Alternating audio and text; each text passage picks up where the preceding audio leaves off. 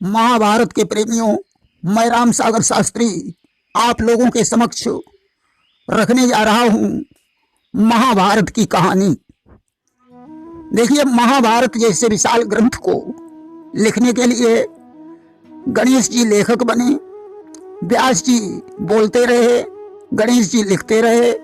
दैव योग से एक क्षण के लिए व्यास जी मौन हो गए।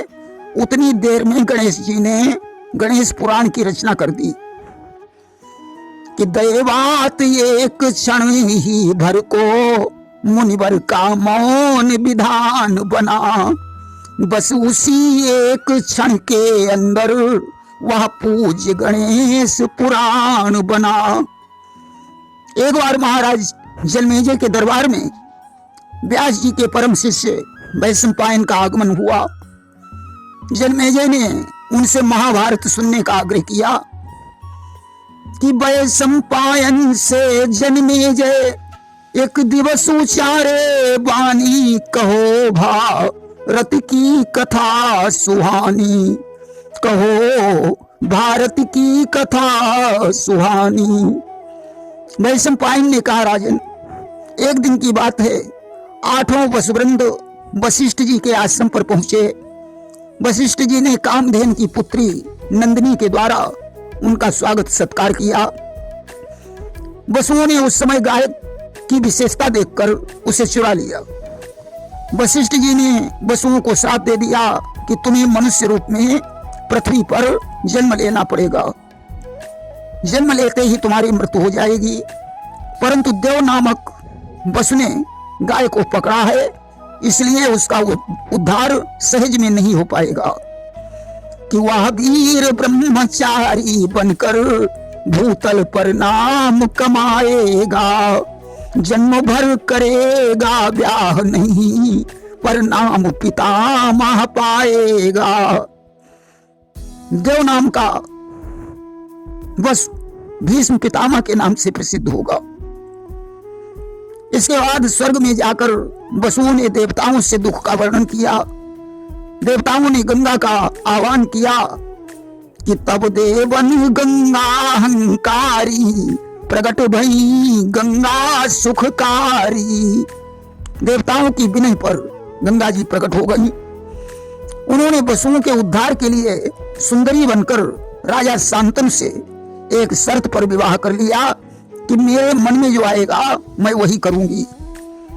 जिस दिन आप मुझे टोकेंगे उसी दिन मैं चली जाऊंगी। देखिए, शांतनु राजा प्रतीप के पुत्र थे। इनके एक भाई और थे जिनका नाम देवापी था, जिन्होंने वैराग्य ले लिया था। शांतनु पूर्व जन्म में महाभिष नाम के गंधर्व थे। एक बार ब्रह्मा जी की सभा में गंगा जी का घूंघट खुल गया। सभी देवताओं ने अपनी नजरें नीचे झुका ली, परंतु महाभिष गंधर्व गंगा जी को देखता रहा। गंगा जी उसे देखकर मुस्कुराई। इस पर ब्रह्मा जी ने उन्हें श्राप दे दिया कि जाओ, तुम मनुष्य रूप में पृथ्वी पर जन्म लेकर गंगा से विवाह करो। लेकिन शांतनु की पहली पत्नी की मृत्यु हो चुकी थी। आज उनका विवाह गंगा जी के साथ हो गया। गंगा ने 6 पुत्रों को जन्म देकर धारा में प्रवाहित कर दिया। 7वें पुत्र को शांतनु ने छीन लिया। गंगा जी शर्त के अनुसार वहां से चली गईं और उस पुत्र का नाम देवव्रत रखा गया। आगे चलकर वही भीष्म पितामह के नाम से प्रसिद्ध हुआ। एक बार चंद्रवंशी राजा वेणु जंगल में शिकार खेल रहे थे। पक्षियों की काम क्रीड़ा से उनका तेज पुंज स्खलित हो गया।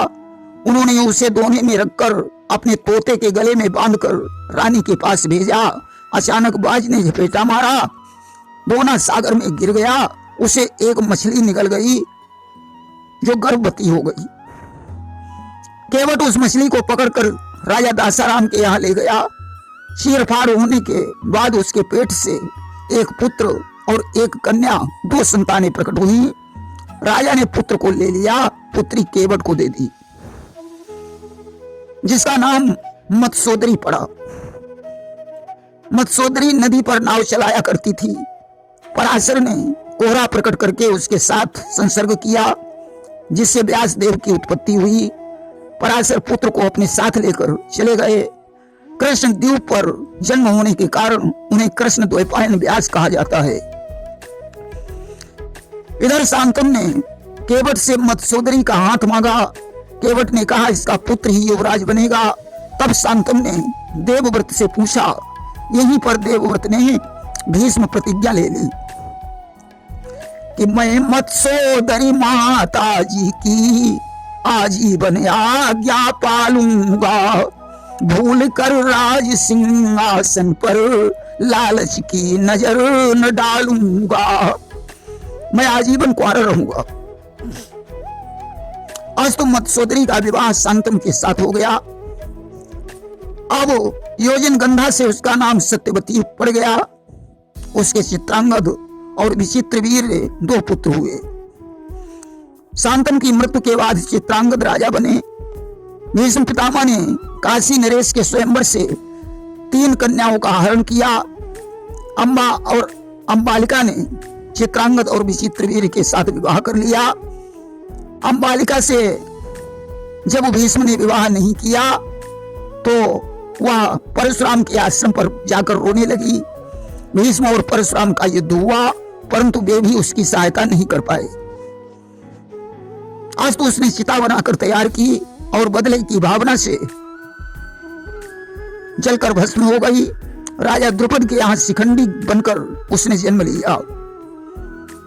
एक दिन भीष्म बिलर राज्य पर चढ़ गए और उनकी पुत्री बिलरा को लाकर चित्रांगद की दासी बना दी। एक दिन चित्रांगद को गंधर्वों ने मार डाला। राज्य का अधिकार विचित्रवीर के हाथों में आया, परंतु सत्यवती दुखी रहने लगी। भीष्म पितामह सत्यवती की सेवा करने रोज रात को जाते थे। विचित्रवीर को शंका उत्पन्न हो गई कि भीष्म पितामह का माता के साथ कोई अवैध संबंध है, परंतु सत्यता जानकर मानस पाप मिटाने के लिए वे काशी में चले गए और वहीं चिता बनाकर जल गए। अब सत्यवती ने अपने प्रथम पुत्र व्यास जी को याद किया और वंश चलाने का आग्रह किया। व्यास जी ने बहुओं को निवस्त्र आने के लिए कहा। अम्बा ने आंख पर पट्टी बांधी। अम्बालिका ने मर्म स्थान को मिट्टी से ढका। बिलरा निवस्त्र होकर आई। अस्तु अम्बा से अंधे धृतराष्ट्र और अंबिका से पांडु रोगी पांडु उत्पन्न हुए तथा बिलराज से विदुर का जन्म हुआ। गांधार देश के राजा की पुत्री गांधारी, जिसने शिव से 100 पुत्रों और 1 कन्या का वरदान मांगा था, उसके साथ धृतराष्ट्र का विवाह हो गया। गांधारी ने अंधे पति की वजह से अपनी आंखों में पट्टी बांध ली थी। राजा सूरसेन के मित्र कुंती भोज ने उनकी पुत्री प्रथा को पुत्री के समान पाला। एक दिन कुंती ने दुर्वासा की सेवा की। दुर्वासा ने कुंती को आकर्षण मंत्र प्रदान किया। कुंती ने दुर्वासा के जाने के बाद उस मंत्र को आजमाया। भगवान सूर्य का आवाहन करने से सूर्यदेव आ गए। अस्त उनकी दृष्टि मात्र से कुंती गर्भवती हो गई और कुंवारेपन में ही उसके कर्ण का जन्म हुआ। कुंती ने उस बच्चे को गंगा की धारा में बहा दिया। वहीं दुर्योधन का सारथी अधिरथ उसे उठा लाया। उसने वह पुत्र अपनी पत्नी राधा को दे दिया, जिससे कर्ण सूत पुत्र कहलाए। बड़े होने पर कर्ण ने ब्राह्मण बनकर परशुराम से धनुर्वेद सीखा। पता चलने पर उन्होंने 5 बाण देकर कर्ण को वापस कर दिया। अब कुंती का स्वयंवर हुआ। उसने पांडु को अपना पति स्वीकार किया। मद्र देश के राजा की पुत्री माद्री के साथ पांडु का दूसरा विवाह हो गया। गांधारी ने 100 पुत्र और 1 कन्या को जन्म दिया, जिनमें दुर्योधन और दुशासन विकर्ण का नाम सभी जानते हैं। दुस्सला नाम की 1 कन्या हुई, जिसका विवाह जयद्रथ के साथ हुआ था। धृतराष्ट्र अंधे थे, अतः शासन का भार पांडु के ऊपर रहा। एक दिन पांडु शिकार खेलने जंगल में गए कि एक बार श्री पांडु धनुर्धर खेलन चले शिकार, पहुंचे हैं जाकर वीरान बन के मझार। जंगल में एक ऋषि पत्नी समेत हिरण और हिरनी बनकर संसर्ग कर रहे थे। पांडु ने हिरण के बाण मारा। हिरण का असली स्वरूप प्रकट हो गया। उस समय हिरनी ने श्राप दे दिया पत्नी से संसर्ग करते ही तुम्हारी मृत्यु हो जाएगी। दोनों स्वर्ग को चले गए। पांडु उदास रहने लगे। उस समय कुंती ने पांडु की आज्ञा लेकर धर्मराज का आह्वान किया, जिनसे युधिष्ठिर का जन्म हुआ। पवन से भीम, इंद्र से अर्जुन, अश्विनी कुमारों के आह्वान से नकुल और सहदेव का जन्म हुआ, जो माद्री के पुत्र कहे जाते हैं। एक रोज पांडु ने माद्री से संसर्ग करना चाहा, अस्तु उनकी मृत्यु हो गई। ये अनुराग राग का बाग जला, बैरागी एक आग लेकर, विधवा बन गई माद्री भी अंतिम दिन का सुहाग लेकर। कौरव और पांडवों के बीच में भीम और दुर्योधन का 36 का आंकड़ा रहता था। एक दिन दुर्योधन ने भीम को जहर खिला दिया और उसकी लाश को गंगा जी में डाल दिया। जहां नाग सुता अहिलमती ने उसे निकालकर अमृत पिलाया, भीम जीवित हो गया। अहिलमती से उसका विवाह हो गया। इसके बाद भीम वापस लौटे। देखिए, राजमहल में भगवान शंकर का मंदिर बना हुआ था। पहले कुंती उसमें पूजा करती थी, अब दुर्योधन के राज्य में गांधारी को अधिकार प्राप्त हो गया। दोनों में झगड़ा हुआ। शिव ने 1000 सुगंधित स्वर्ण पुष्प मांगे, जिस प्रतिज्ञा को अर्जुन ने पूरा किया। भगवान शंकर ने वरदान दे दिया, आगे चलकर पांडव ही भारत के अधिकारी बनेंगे। उन दिनों द्रोणाचार्य शस्त्र विद्या सिखाते थे। एक बार द्रोण के प्रांत में अकाल पड़ गया। वे राजा द्रुपद के राज्य में पहुंचे। एक दिन उन्होंने द्रुपद से एक गाय मांगी, क्योंकि अश्वत्थामा उस समय छोटा था। द्रुपद ने इसी बात पर द्रोण की छुट्टी कर दी। अब तो द्रोणाचार्य कौरव राज्य में पहुंचे, जहां कंदुक क्रीड़ा हो रही थी। अचानक उनकी गेंद कुएं में गिर गई। द्रोणाचार्य ने बच्चों को परेशान देखकर बाण के द्वारा गेंद को बाहर निकाला। दुर्योधन दौड़कर भीष्म के पास पहुंचा। भीष्म आदि लोग द्रोणाचार्य को घर ले गए।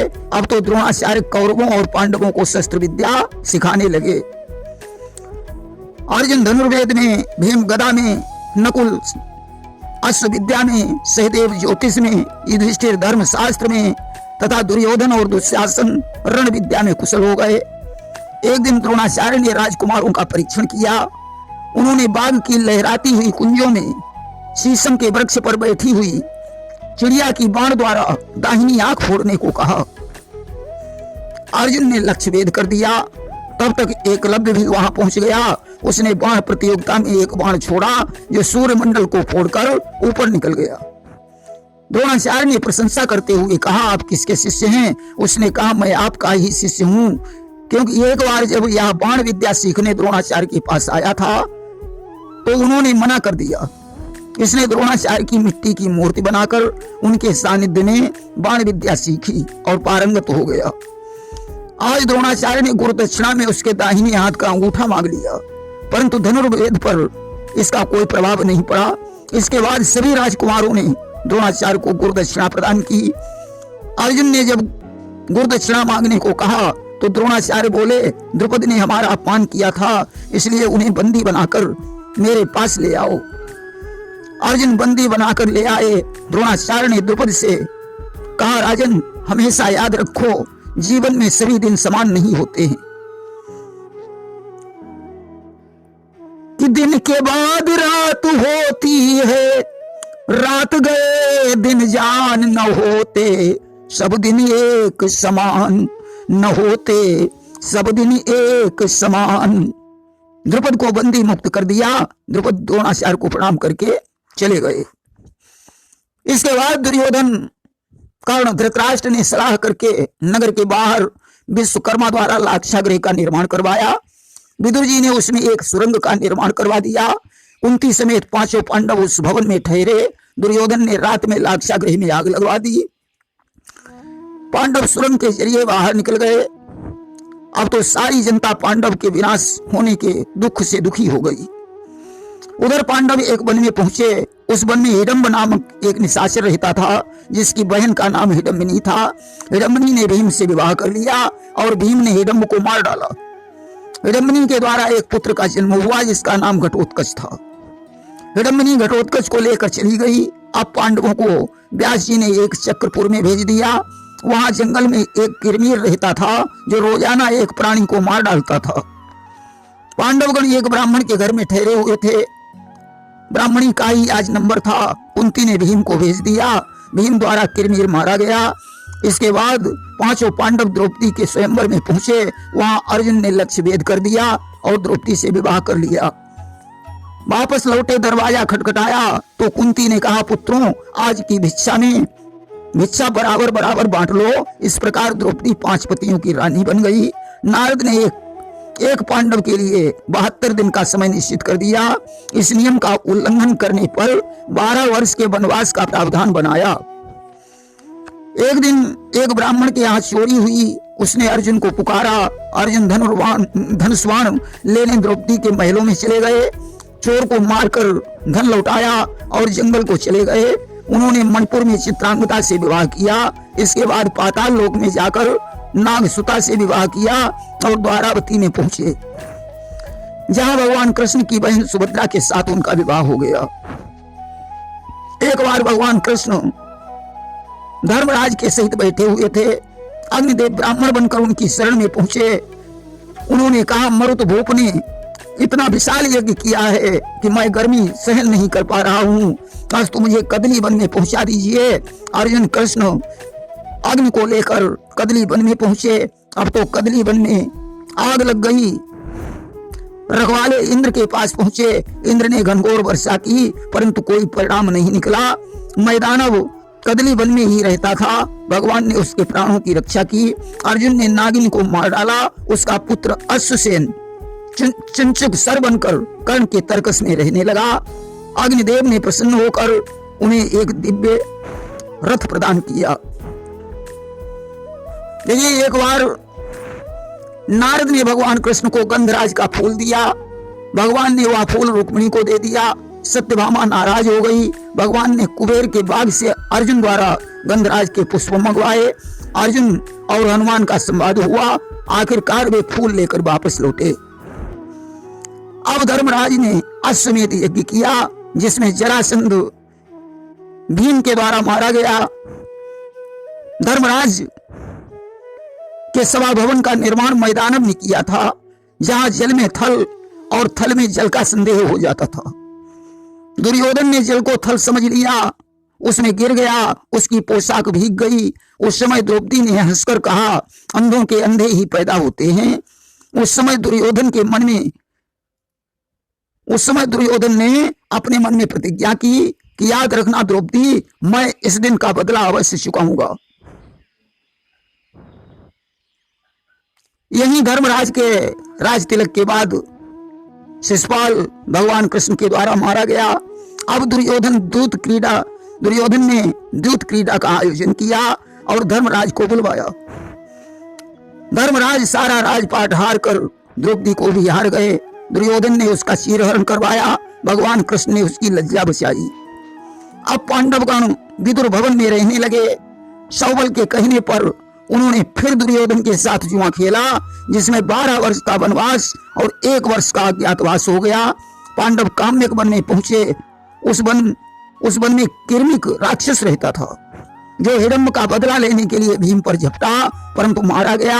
इसके बाद दुर्योधन ने दुर्वासा को पांडवों के पास भेजा। दुर्वासा 60,000 शिष्यों के सहित वहां पहुंचे। द्रौपदी की भक्ति पर भगवान सूर्य ने उसे एक अच्छे पात्र प्रदान किया था, जो सुबह से शाम तक भोजन से भरा रहता था। शाम को धोने के बाद उसका प्रभाव नष्ट हो जाता था। दुर्वासा ने भोजन का प्रश्न किया। अच्छे पात्र खाली था। उसने कृष्ण का ध्यान किया। कृष्ण ने अच्छे पात्र में लगे हुए एक तिनके को खा लिया। पात्र भोजन से भर गया। दुर्वासा 60,000 शिष्यों के सहित भोजन करके वहां से चले गए। एक बार सहदेव सरोवर पर पानी भरने गए। अचानक एक ग्राह ने नकुल से प्रश्न पूछा। उत्तर न मिलने पर उसने निगल लिया। इस तरीके से चारों भाई निगले गए। अंत में धर्मराज ने जाकर उसके प्रश्नों का उत्तर दिया। उसने भाइयों को मुक्त कर दिया। धर्मराज के चरणों पर गिर पड़ा और यक्ष रूप धारण करके स्वर्ग को चला गया। एक दिन व्यास जी ने पहुंचकर द्रौपदी सहित 5 पांडवों को एक मंत्र प्रदान किया, जिस मंत्र को जपने के लिए अर्जुन कैलाश पर्वत पर पहुंचे। जहां किरात के रूप में शिव प्रकट हुए। पहचान करने के बाद शिव ने साक्षात दर्शन दिए। अर्जुन को पाशुपत अस्त्र प्रदान किया। इंद्र ने आकर गांडीव और वज्र दिया। काल ने काल दंड दिया। वरुण ने वरुणास्त्र दिया। इंद्र ने नांदी रथ देकर अर्जुन को साथ में लिया और इंद्रलोक को चले गए। जहां उर्वशी ने अर्जुन को बृहन्नला होने का शाप दे दिया। इधर पांडव अर्जुन के लिए चिंतित थे। कपिल मुनि के द्वारा पता चला कि वे इंद्रलोक में हैं। धर्मराज अब बद्रिका धाम में पहुंचे। वहां एक दिन सरोवर में गंधराज पुष्प को देखकर द्रौपदी ने भीम को फूल लेने भेजा। जहां कुबेर के बगीचे में हनुमान और भीम का संवाद हुआ। फूल लेकर भीम वापस लौटे। उधर अर्जुन भी इंद्रलोक से वापस लौट आए।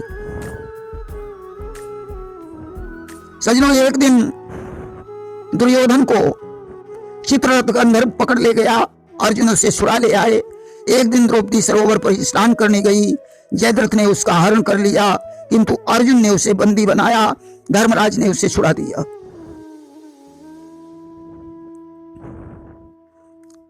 सजनों, अब व्यास जी की आज्ञा से 13वां वर्ष व्यतीत करने के लिए उन्होंने विराटपुर को प्रस्थान किया। शमी वृक्ष पर हथियार टांग कर वेश बदलकर वे राजा विराट के यहाँ पहुंचे। युधिष्ठिर, कंक, भीम रसोईया, अर्जुन बृहन्नला, नकुल अश्वपाल और सहदेव सैन्यगुप्त ग्वाले बने। वहीं द्रौपदी सैरेंद्री बनकर ठहर गई। राजा विराट के साले कीचक ने द्रौपदी पर आंख उठाई। भीम के द्वारा मारा गया। इसके बाद कीचक के 100 भाइयों को भीम ने मारा। अब दुर्योधन ने विराटपुर पर चढ़ाई कर दी। कर्ण ने गायों के पैरों में कीड़े उत्पन्न कर दिए, जिससे मिथुनी गाय ने कर्ण को श्राप दे दिया कि जई से अचल कीन तनु मोरा और भारत मां अटकई रथ तोरा। यही उत्तर कुमार को लेकर बृहन्नला ने शमी वृक्ष से हथियार उतारकर दुर्योधन की सेना का सामना किया। दुर्योधन लाचार होकर वापस लौटा। उधर राजा विराट ने पांडवों को पहचान कर अपनी पुत्री उत्तरा का विवाह अभिमन्यु से कर दिया। धर्मराज ने अपने अधिकार की बात कृष्ण से कही। कृष्ण दूत बनकर दुर्योधन के पास गए। दुर्योधन ने कहा कि मैं सुई के नोक के बराबर भी भूमि नहीं दूंगा। अब तो युद्ध निश्चित हो गया। सेनाएं एकत्रित होने लगी। 11 अश्वनी सेना दुर्योधन के पास थी। 7 अश्वनी सेना पांडवों के पास थी। दुर्योधन ने कृष्ण की सेना मांगी और अर्जुन ने कृष्ण को ले लिया। सारी सेना कुरुक्षेत्र में एकत्रित हो गई। 10 दिन के लिए बाबा भीष्म सेनापति बने, जिन्होंने रोज 10,000 योद्धाओं को मारने का प्रण लिया। यहां तक कि युद्ध में भगवान को भी उन्होंने अस्त्र उठवा दिया। अर्जुन ने भीष्म पितामह से उनके मरने का उपाय जानकर शिखंडी को आगे करके भीष्म को सरसैया पर सुला दिया। अब द्रोण सेनापति बने, जिन्होंने चक्रव्यूह की रचना करके अभिमन्यु को मार डाला। वापस लौटने पर अर्जुन ने जयद्रथ का वध किया। द्रुपद ने द्रोण का सामना किया और मारे गए। भीम ने अश्वत्थामा नाम के हाथी को मारकर कह दिया कि अश्वत्थामा मारा गया। यह बात धर्मराज के मुख से कृष्ण ने कहलवाई तो उन्होंने नरो वा कुंजरो शब्द लगाकर कहा, परंतु कृष्ण की शंख ध्वनि से स्पष्ट नहीं हो पाया। अस्तु द्रोणाचार्य ने हथियार रख दिए, भगवान का ध्यान करने लगे। राजा विराट ने उन पर वार किया। द्रोणाचार्य ने उनका वध कर डाला। इसके बाद समाधि साध कर उन्होंने शरीर को छोड़ दिया। अब सेनापति कर्ण बने, परंतु अर्जुन के द्वारा मारे गए। कर्ण के बाद शल्य सेनापति बने। शल्य का वध धर्मराज ने कर दिया। अब तो दुर्योधन के 99 भाई मर चुके थे। दुर्योधन और भीम का गदा युद्ध हुआ और दुर्योधन धराशायी हो गया। अश्वत्थामा ने पांडव पुत्रों का संहार किया। इसके बाद धर्मराज का राज तिलक हुआ। मरने वालों की मिट्टियां ठिकाने लगाई गई। पितामह भीष्म परलोक को चले गए। पांडवों ने दिग्विजय किया। कुंती विदुर आदि ने संन्यास ले लिया। यदुवंश का संहार हुआ। कृष्ण परमधाम चले गए। पांडवों ने हिमालय के लिए प्रस्थान किया। द्रौपदी सहित 4 पांडवों ने शरीर छोड़ा। धर्मराज के लिए स्वर्ग से विमान आया और वे सदैव स्वर्ग चले गए। प्रेम से बोलिए वृंदावन बिहारी लाल की जय।